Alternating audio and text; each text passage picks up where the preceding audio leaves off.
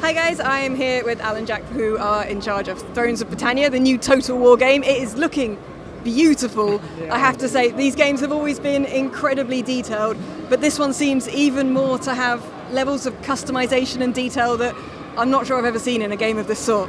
It's the real advantage of going really focused with the Saga titles. Because you're zooming in such detail on a specific geographic area, you can really put the details in with the settlement maps, with the characters, and that kind of details on the campaign map as well.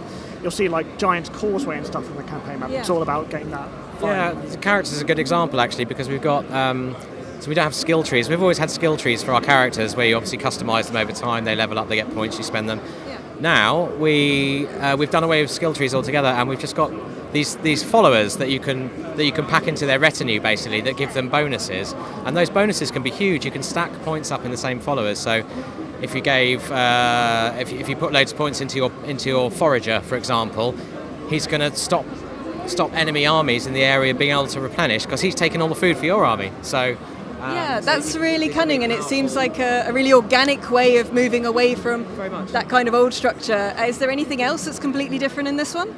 The recruitment's a good one. The way we've completely ditched buildings being required for it, it's very much like the era of the time of your lord putting out the call to his men to come and answer in times of need. So you have to plan more and get your troops ready in time to defeat the enemies. So your invasions are often planned 4 or 5 turns in advance. You can't just go, someone's attacking me, raise an army, because they'll be weak, and you have to really adapt to that. Yeah, and all the cities look very different, so there's going to be a lot of tactics and planning for each battle in this game. Yeah, so on the battle side, we've got some very unique city layouts, which we've built for certain cities on the map, and a vast array of smaller settlements as well.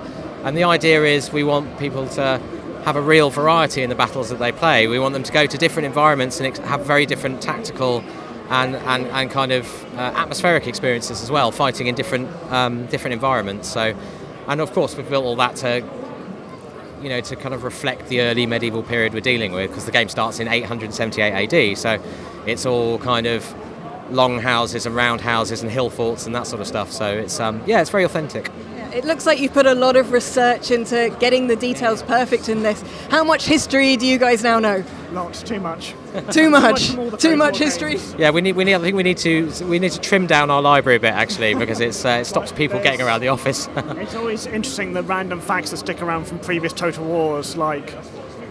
I used to be the unit design lead on previous Total Wars, and there's facts about Napoleonic uniforms I never needed to know that just stick in my head even today. How many buttons on that tunic? 14. There we are. Who cares if they're the Coldstream Guards? Right there. So you're basically now also historians as well as game developers. A bit of both, yeah. Very enthusiastic amateurs, I would say, because we did have a professional help us on this. Yeah. What's the guy's name? Dr. Neil McGuigan. Dr. Neil McGuigan, yeah. So an actual certified PhD holding PhD. proper historian. Yeah, we got him because he did a 100,000 word thesis on the era. That's just like, okay, we'll hire you. I mean, I thought it looked authentic before that, but yeah, if you've got that much detail put into it and that level of research, that's insane. To me, it's like world building on science fiction and fantasy games. You need to know the details to know what to include in the game. And but you can't make any of them up. You actually are having to research a massive amount of things before you start taking your liberty. It does make it more complicated, but I think it's worthwhile. And it also, if we go to experts as well, they can fill in the gaps, because sometimes, and I think it's the Scottish history of this particular era is not very well recorded at all. So you've got annals all around the UK from different regions and different cultures around the UK that recorded stuff, but they don't necessarily cover Scotland. So having someone like this guy who just knows his stuff inside out, he can actually say, well, I've read this, and this, so here's probably what happened, and he can give us a kind of solid steer. Yeah, that sounds like it's going to make it an incredibly immersive game, and so much customization, so many new features. It's going to be one of those long-term ones where the more you play it, the more things you're going to find. Yeah. It's always our aim with Total War. We want players to play our games for hundreds and hundreds of hours. I mean, it's why I got into the series in the first place, and we want to keep on. Yeah. It's good to see that level of love and devotion and serious research that you guys put into these things. Thank you very much for making this and for doing the awesome presentation earlier and showing us that new footage. It looks utterly incredible. Awesome. Thanks very much. Thank you.